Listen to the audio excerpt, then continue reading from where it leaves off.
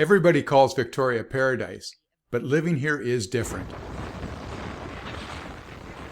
Hi, I'm Kerry, and I was born and raised here in Victoria, and I've seen it change fast. People call it paradise, and in many ways they are right. But if you're thinking of moving here, there are realities that do not show up on a weekend visit. Let's go. Here are my pros and cons of living in Victoria in 2026. Pro number one, weather. We have the mildest winters and climates, and the summers aren't too hot. Rarely snows here. You can do outdoor activities all year round. And here's a bit of a fun fact is, and a lot of people don't realize this, we have one of the driest climates in North America between June and September. Pro number two, coastal lifestyle. Great ocean views. We even have views of Olympic mountains, easy access to fishing, boating, kayaking. And I tell you what, there's nothing like the smell of fresh sea air. Pro number three, coffee culture. Man, if you like coffee, there is an abundance of independent coffee shops in Victoria. Cafe Fantastico, Mocha House, Hide and Seek, just to name a few. We have a strong specialty roaster scene here, and you can find some really high quality espresso. So many good coffee shops to do a little bit of work or meet up with friends. Pro number four, local dining. If you're a foodie, you are going to love Victoria. We have a number of restaurants who focus on farm to table. Many award-winning restaurants, like a number of restaurants in Victoria show up in the top 100 in Canada. A couple of my favorites are Il Terrazzo and Pagliacci's.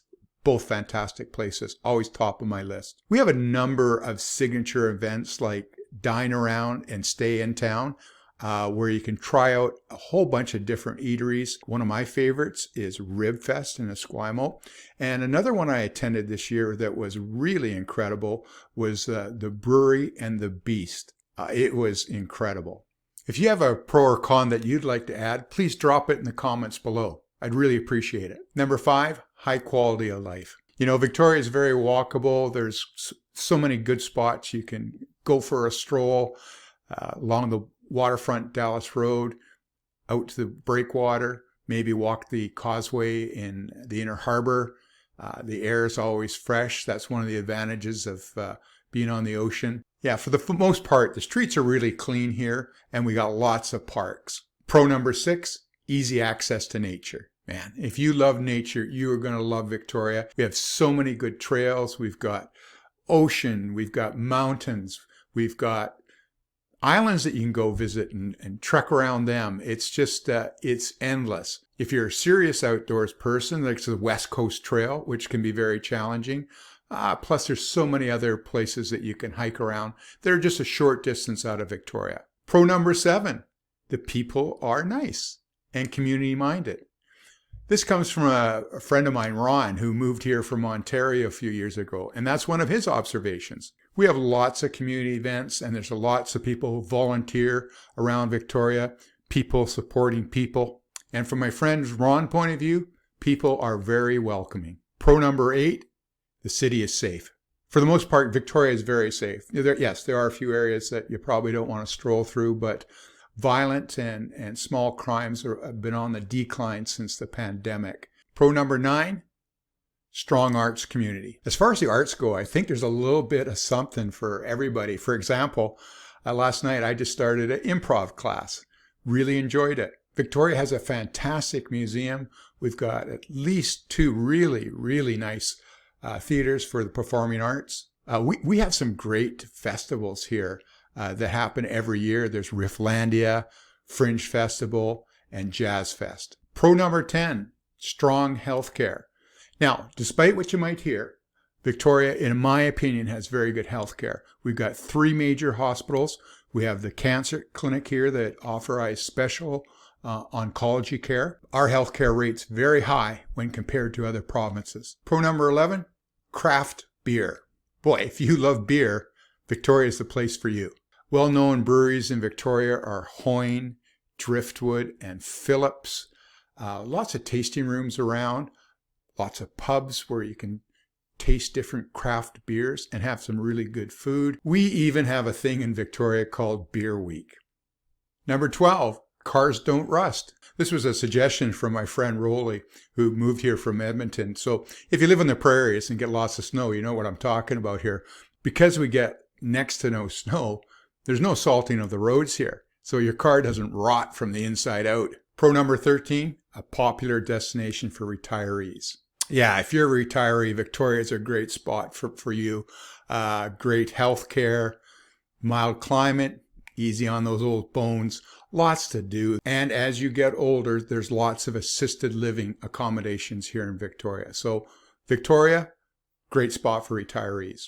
Pro number 4, village-style neighborhoods. You know, in the last 30 years of me being a realtor, the one thing I've really seen change, what becomes really important to people, is being close to a local village. And we've got a few of them here. I'm no different. I live very close to the Cabra Bay village. I mean, it's a 5-minute walk tops for me to get groceries. And a lot of people want that, where you can live fairly close to groceries, coffee shops, drugstores, that sort of thing. It's super popular, and Victoria offers that up in spades. Pro number 15, year-round bicycling and motorcycle riding. This was another suggestion from my friend Rolly, who again comes from Edmonton, but this is something I hadn't thought too much about, I guess being born here, but yes, it's a real advantage. You can ride your motorcycle and a bike all year round here. Pro number 16, family-friendly and safe. I recently had clients move here from just outside of Los Angeles, and it was a real eye-opener for me and things I just hadn't thought of. They were shocked to see children walking on the streets. That's something you just wouldn't do in the Los Angeles area. Schools with playfields attached to them. Again, not a common thing down there. Their kids going through metal detectors before they went into school. For anybody moving from the United States here, it's pretty darn safe for kids, and there's lots for them to do. It's really family friendly. Pro number 17, quality schools. We've got a university here, the University of Victoria, Camosun College.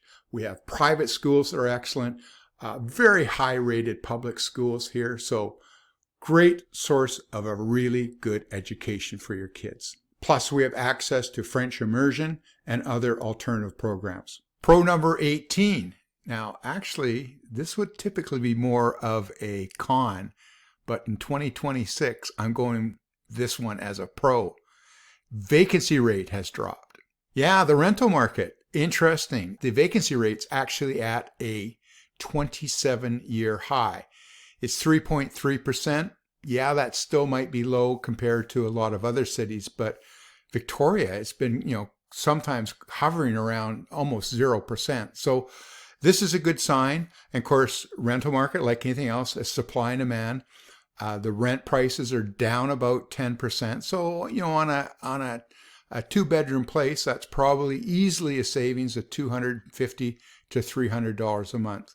So that's good news for those renting. All right, let's get into the dark side of Victoria. Con number 1, housing prices. Yeah, there's no getting around it. Real estate in Victoria is just really expensive. Homeownership costs in Victoria are estimated to take about 69% of the median household income, which far exceeds the 40% that is considered the benchmark for being affordable.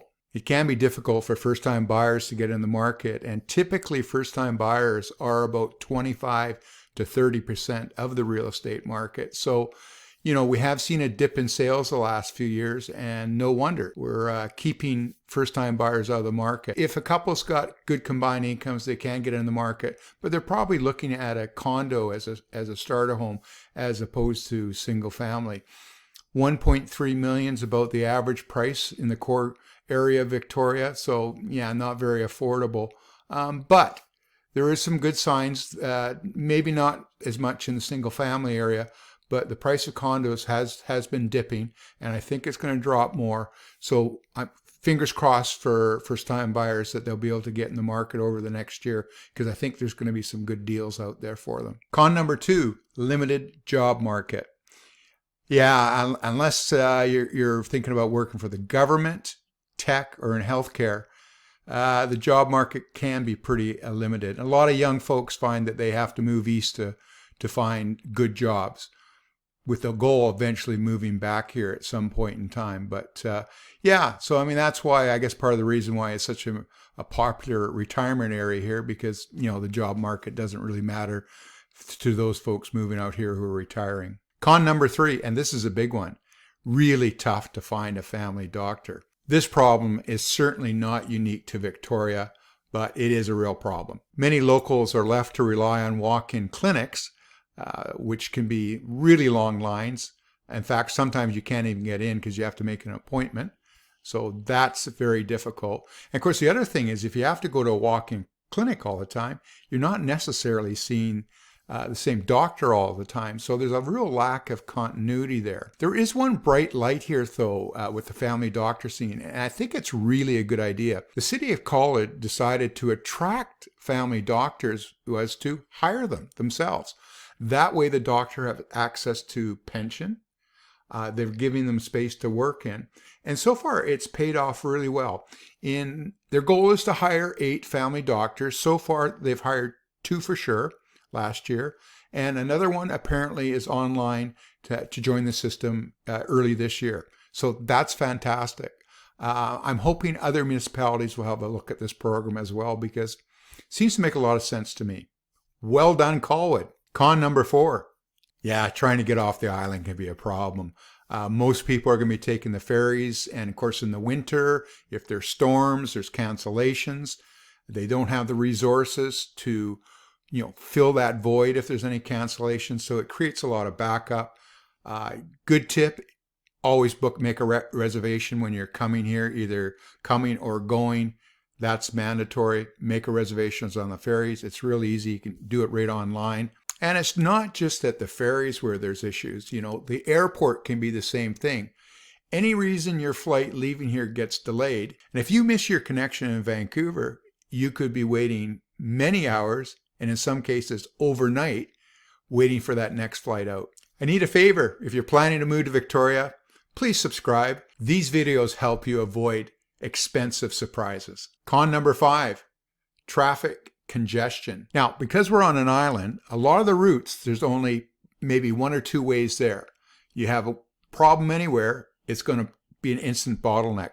The other thing is we have a lot of aging infrastructure in Victoria, so there's a lot of municipal road work going on. And I know for myself, when I'm heading somewhere, it's often I don't get stuck in just one area of road work. It's usually 2. It's extremely frustrating. And of course, one of the other issues is population growth.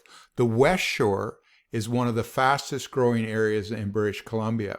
And of course, the infrastructure is just not kept up with that growth. So that's created a lot of bottlenecks in itself. Con number 6, rapid population growth.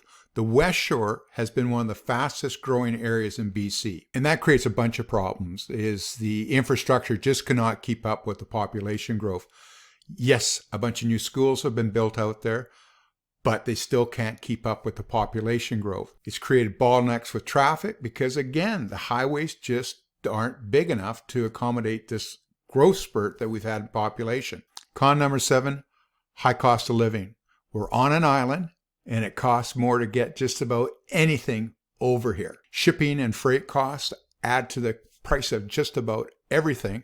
And the other thing too is we can have limited supply, which creates a more supply and demand thing. That bumps up the price of certain items as well. Con number 8, poor municipal development decisions. I'll just give you a quick example. In certain areas, there's been a number of townhouses built. As part of that, no parking required. So there's 5 or 6 units and no parking. So where's that parking? People are still going to have cars. They got to park somewhere, and they're going to be on the street. It's really stupid, I think. Con number 9, gray winters. Yeah, if you want a lot of sunshine, this is probably not the place for you. November is when I kind of start to notice it. Usually October is a really nice month. And once we get into November, that's when we start to get the rain and the dreary days. So for a lot of people moving here, if they're not used to it, they can find it quite depressing. Just be aware of that. It can really affect your mood. Con number 10, no big city amenities. Because we're on an island, we're going to have fewer major concerts, shows, or sporting events. We have early closing times for pubs and restaurants. You know, in general, we just have smaller entertainment venues. So if you're a younger person, you might find the nightlife just a little on the thin side here. Con number 11, Victoria can feel cliquey. I've heard this from a few people, despite what my friend Ron says about people being friendly here. Yeah, they are. However, established social circles can be tough to break into. Community events sometimes feel exclusive. And, it's a smaller size city, so that limits social opportunities for sure. Con number 12, tourism. Yeah, we get a lot of tourists here, particularly in the downtown area. So, sometimes you can kind of be choked out of certain areas, particularly if you live in James Bay. Cruise ships, we have hundreds of them come to port every year. They flood the streets. Another thing is we have, horse-drawn carriages, that sort of thing. There's pedicabs. You get stuck behind them in a car. That can be very frustrating. They take up restaurant space. Yes, they bring millions of dollars in revenue to Victoria. However, it still can be very frustrating. Con number 13, homelessness. This is a thing that is not just a Victoria problem. It's a problem, my understanding is worldwide. But, when you got a mild climate, it sure adds to the problem. Yes, you're going to see visible homelessness and encampments concentrated in certain parts of the core, open narcotics use. It's a mental health issue. That's my perception of it. And we've got a long ways to go before we fix it. And con number 15 is public transportation. Yeah, public transit here is a problem. We have a pretty good bus service, but beyond that, that's just about it. There's no subways, there's no light rail, anything like that. So just keep that in mind, particularly if you're coming from a large city, Vancouver or Toronto, where you're used to that sort of mode of transportation. You're not going to find it here. You got to be patient with public transport. If moving to Victoria is on your short list, write the word relocation in the comments down below, and I'll make sure you get a link to our relocation guide. You'll find it very valuable. If you're wondering what are 5 great neighborhoods to move to, watch this video right here.